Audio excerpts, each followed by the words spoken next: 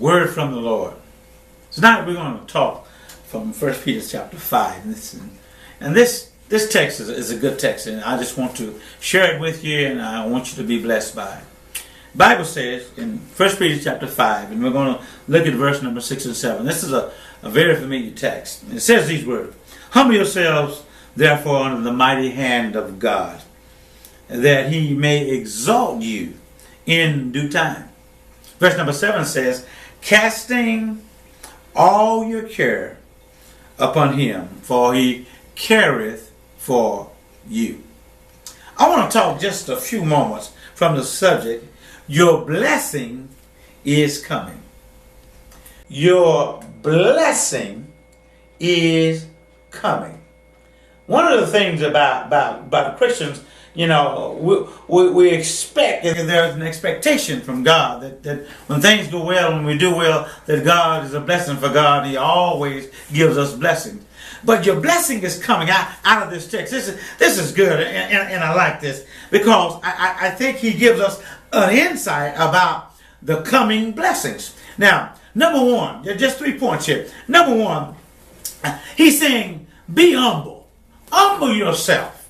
Be humble. Why be humble? Because humility preserves the peace. It preserves and holds the peace. There really is no peace in us if you're not a humble person. When you're a humble person, you got some peace down in you. Peace brings comfort.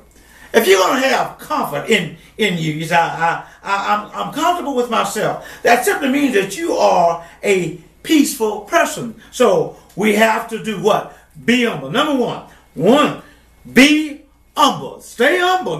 Don't worry about the pride. Now pride exalts us. Be humble. After that, number 2, you got to be patient. Learn how to be patient. Patience is one of those wonderful virtues that every Christian must have. Be patient.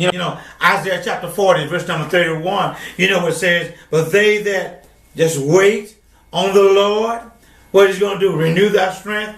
So there's a blessing in the waiting.